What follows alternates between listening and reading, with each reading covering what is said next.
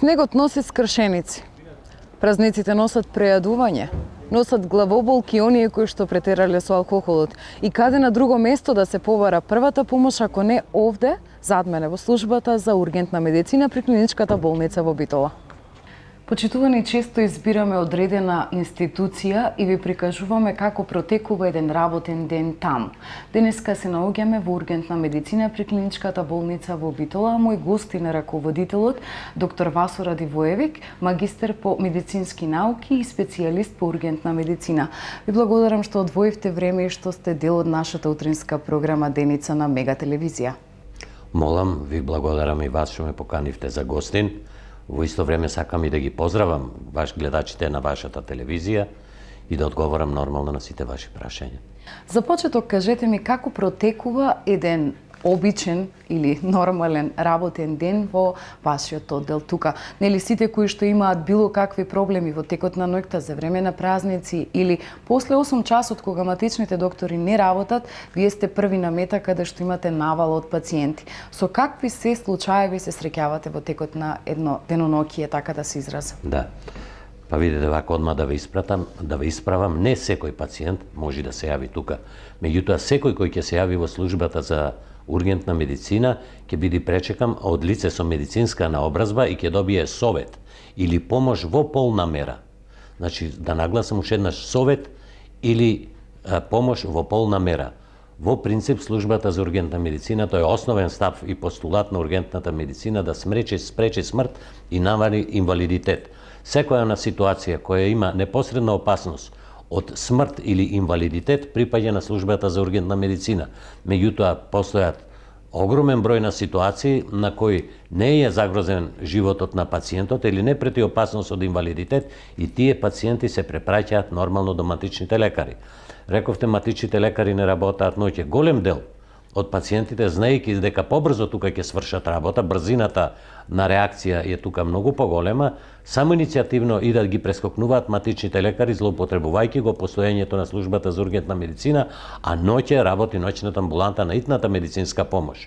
Тоа сака да каже сите пациенти од Битола и Битолско, кои ќе бидат испратени од итна медицинска помош или другите на кои имаат непосредна опасност по живот или инвалидитет, може слободно да се обратат во службата за ургентна медицина. Во ургентната служба може да се јавуваат сите пациенти што имаат непосредна опасност по живот или опасност од инвалидитет. Останатите пациенти на кои не им прети таква опасност, нормално не им е местото во службата за ургентна медицина. Службата за ургентна медицина работи 24 часа непрекинато, без пауза, работат специјалисти по ургентна медицина и 2 лекари од општа пракса. За разлика на останатите центри, ургентни центри во Републиката, исклучиво само во Битола работат специјалисти по ургентна медицина. Скопје, како централна државна установа, за жал, нема специјалисти по ургентна медицина. Тек допрва треба да се формира таков кадар. Иначе, колегите кои работат во оваа служба имаат од 30 до 35 години специјалистички стаж по ургентна медицина. Специјализацијата има завршено пред 30 и кусур години, непосредно после Олимпијадата во Сараево 84 година. Службата работи цело тоа време, досега се поминати преко 600.000 пациенти од нејзиното оснивање. Иначе годишно тука минуваат отприлика по 20.000 пациенти и годишно се прават по 500 транспорти. Кои се тие транспорти, и тоа ќе ви објаснам. Иначе полното име на службата за ургентна медицина е прием, триажа, разврстување на пациентите по ред на хитност, ургентна реанимација, хитно згрижување на пациентите и транспорт. Транспорт на оние пациенти кои го надминуваат нивото на знаење и можности на оваа медицинска установа и ги носиме до установите од терцијерно здравство во Републиката или на Балканот. Моментално сега се спрема еден транспорт за Истанбул, Турција, за операција на вродена мана, така да сме имале транспорти за Истанбул, за Атина, за Солун, за Загреб, Белград, Сремска Каменица, Скопје, тоа веќе скоро секој ден. Тоа е сега дека што имате соработка со центрите по медицина нели надвор од државава? Да, исклучиво имаме таа соработка, имаме и со приватните установи соработка, координирана соработка. Кажете ми, со какви се пациенти се соочувате? Кои се диагнози сте ги виделе во текот на овие изминати години? Можеби некои најинтересни, поинтересни, не секојдневни, не вообичаени, нели за редовната пракса на вашата служба? Па видите, имавме тука еден колега кој е сега во пензија и моја иницијатива беше да се го задолжам тој да ги пишува баш тие ситуации, специфични ситуации со кои сме се среќавале, пошто не постојат два пациенти кои се исти во оваа служба. Секој пациент е различен и секој пациент има своја специфика. И тоа ќе можеше еден огромен роман да излезе од сета таа ситуација. Иначе има многу интересни ситуации. Најтешки и најпоќе што се памтат тие случаи се тешките транспорти или пациентите кои сме ги реанимирале. Мене лично најкарактеристичен ми е случајот кога една пациентка на која не можеше да се најди крвен сад, благодарение на тоа и се воведе нова метода, требаше да се носи хитно во Скопје. Беше побаран хитниот транспорт од страна на гинеколошкото оделение. Пациентката беше заразно болна и беше пороѓај започнат. А иначе пациентката беше и наркоманка со уништени крвни садови. Требаше пациентката да се носи хитно во Скопје во 3 сато са бајле. Дојдов тука и понудив на пациентката нова метода, клавање на интраосеална или инекција, тоест инфузија во коскена срцевина. Пошто тоа беше основата да се спроведи за да може да се изврши комплетно пороѓајот. Рачунав дека пациентката, ако тргнеме за Скопје на транспорт до клиниката за гинекологија, можно е да ми се породи мене во текот на транспортот. Нормално дека таму имам во самото возило многу помалце помагало отколку што би можела оваа установа да помогне.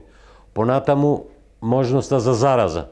Далеку помала е можноста за зараза тука да се направи сето тоа целата интервенција отколку јас сигурно ќе се заразев доколку го работев тоа во возилото кој што има ограничен простор и можности за интервенција.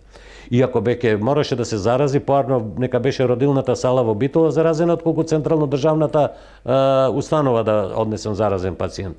Пациентката прифати и беше даена интраосеална инфузија.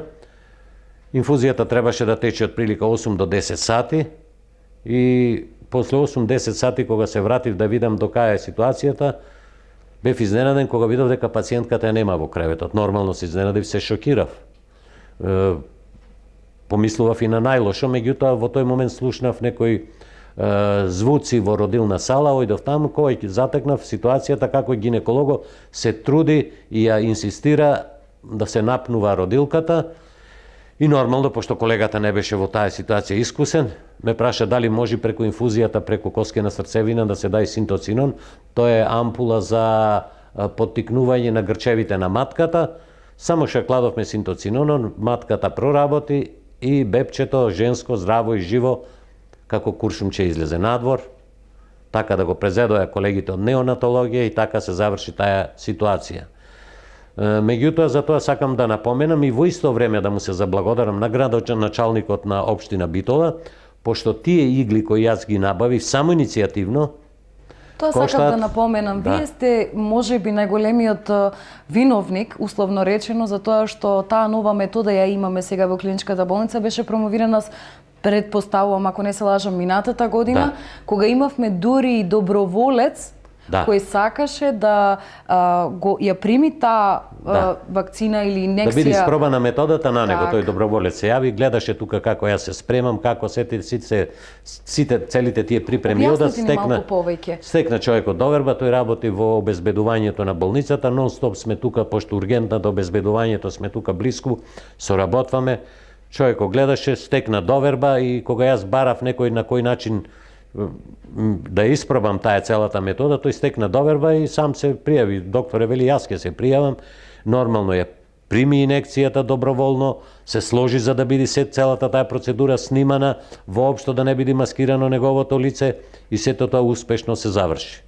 Иначе методата е идеална, али да го завршам првиот случај со родилката, пошто жената беше, спомнав, зависник од опијати.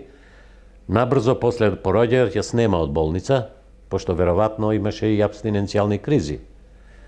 Меѓутоа, проблем имаше после тоа и со бебето, пошто и самото бебе растеше во утроба на зависник и бебето беше зависник. Така да тука излегуваат тие два проблеми. Јас рачунам дека добро направив што го спасивме бебето. Се тоа понатаму установите, тоа ќе биде грижа на установите на државата, сето тоа да се донеси на свое место. Да довршам за градоначалникот кој доброволно се пријави и донираше средства за да се купат такви игли. Јас сега знаат тој колегите на сручен колегиум, му имам кажано дека стојам на располагање за ситуации кога е недостапен крвен сад, таа метода можеме да ја користиме. Во исто време, што е многу битно, треба да нагласам, и днината во таа метода која е, пошто идиме до коскена срцевина. Во коскената срцевина се наоѓаат матичните клетки. Покрај оние во пупчаната врпца ги има и матичните клетки во коскената срцевина. И днината е и тука, да може да се користат тие матични клетки. Исто така можат и постојат и документирани податоци, јас тоа не сум го давал, постојат можности за давање на контрасти, рентген снимање и така натаму преку оваа метода. Покрај вас во оваа служба, знае ли некој друг, имате ли обучен кадар кој што може да се справува и да ја изведува нели оваа процедура? Па, двајца лекари од службата, лекари од општа пракса, Тихомир Велевски и колешката Лилјана Тодоровска ми имаат асистирано, сето тоа го имат гледано, и сите студенти на Високата медицинска школа во текот на редовната нивна изведување на нивните вежби, ги изведувам јас по ургентна медицина, му ја објаснувам методата, се колку се тие во можност, тоа е друга приказна, пошто тука е потребно да се набави таа специфична опрема, опремата за вежбање, тие фантоми и така натаму, за да може сето тоа да го испробаат и да вежбаат. Колку досега сте ја примениле оваа? Па досега само неколку, за жал, само неколку пати. Тие случаи се многу ретки, меѓутоа тоа се во ситуации кога малтене на живот и смрт, кога во рок од 5 минути можеш да го најдеш крвниот сад и од тоа зависи животот на пациентот. Во однос на она што го споменав на почеток, се избегнуваат матичните лекари и првично се доаѓа тука за да се добие таа помош. Покрај вакви случаеви, каде што нели сте имали и наркозависници и проблеми нели во однос на породување, има ли некој друг случај каде што еве споменавте и вродени мани кои што треба да ги транспортирате? Како се сноѓате во такви ситуации? Имаме ли доволно капацитет, возен парк кој што тој транспорт треба нели да биде безбеден и безбедно да се препрати пациентот до одреденото место? Па видете, запозната е нашата управа, менаџерскиот тим, и се прават напори дека е потребен кадар, пред се млад кадар во службата. Сега со моето искуство, моето и на моите колеги, ние сме во можност сме на млади колеги да се примат млади колеги на кои ќе можеме да подметниме плеки и да му дајме ветер во грбот за да може слободно, безбедно да работа, да ги прифата се она што ние го знаеме, да му го пренесеме нив, а тие да се надоградат на тоа и да не надминат нас. Во интерес нас пред се на пациентите. Самите пациенти. Пошто интересот на пациентите е пред се. Иначе само да ве запознам, дневно во службата отприлика има од 60 до 80 пациенти, отприлика по еден транспорт дневно. Сега е специфична ситуација, специфично време зима, јануар е месец кој има многу празници, согласно на тоа, а му претходат на тие празници постење, постна исхрана, и токму заради тоа нагла промена на исхраната, после тоа постно јадење, наеднаш луѓето се префрлат на тестенини, на мрсна исхрана и така натаму. Така да се карактеристични и пациентите кои ги добиваме сега во ова време. Пред се желудечни тегоби, од премногу тестенини, зелници, мазници јадење, од големо постење ќе се прејадат, многу меса има, свинско месо, понатаму имаме и користење, многу големо користење на алкохол. За жал, за нова година, кога јас бев дежурен, имавме 8 интоксикации со алкохол, од кои сите беа малолетници, 14-15 годишњаци. И нормално со тоа сакам и да апелирам, сето тоа да се земи во предвид, тоа да се преземат од институциите со соодветни мерки. Понатаму карактеристични се и хроничните болни во овој временски период, пред се респираторните заболувања, заболувањата на органите за дишење, знаеме тука какво беше загаденоста на воздухот, сите астматичари, хронично болни, хронични бронхити, акутни бронхити, сето тоа гравитираше тука во службата. Мораше да се згрижува, понатаму покрај нив идеа интоксикациите, ги спомнав алкохолните и наркозависниците.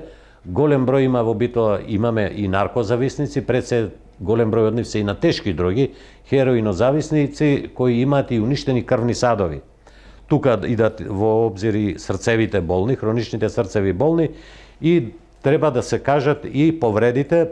И мощна е оптеретена, една од најоптеретените служби во овој временски период е службата за ортопедија, пошто голем дел од пациентите идат со скршеници или повредени зглобој заради лизгавост. Вчера падна првиот снег, кажете ми може ли Али пред податок? тоа врнеше дош. А нормално навечер замрзнува. И тука го имавме тој случај, нели? Каква е состојбата еве овие неколку денови? Имате ли податок можеби колку скршеници имаме? Па бројчено тоа треба да се провери во дневникот. Сега во моментот го немам тој податок, меѓутоа многу е зголемен бројот и во овој временски период многу се зголемен бројот на тие пациенти со скршеници или исчешување на зглобовите на рацете и на нозете. Нормално, после се тоа следуваат и препораките за пациентите. Во секој случај. Препораките би биле оние хронични болни да си земат редовната терапија, да се избегава времето со магла, загаденост и така натаму, умереност во све, во физичка активност, во исхрана и во користење на алкохол и прилагодување на временските услови, како во исхрана, како во облекување, така и обувки, соодветни обувки за зимски услови. Доктор Васов, ви благодарам за одвоеното време во утринската програма на Мега телевизија. Се надевам дека во иднина ќе соработуваме и ќе имаме нови работи кои што ќе им ги пренесеме на гледачите. Со задоволство, иначе сад да ве информирам дека здравственото воспитување спаѓа една е од редовните задачи на секој лекар, посебно специјалист во оваа установа. Ви благодарам. Исто и јас на вас.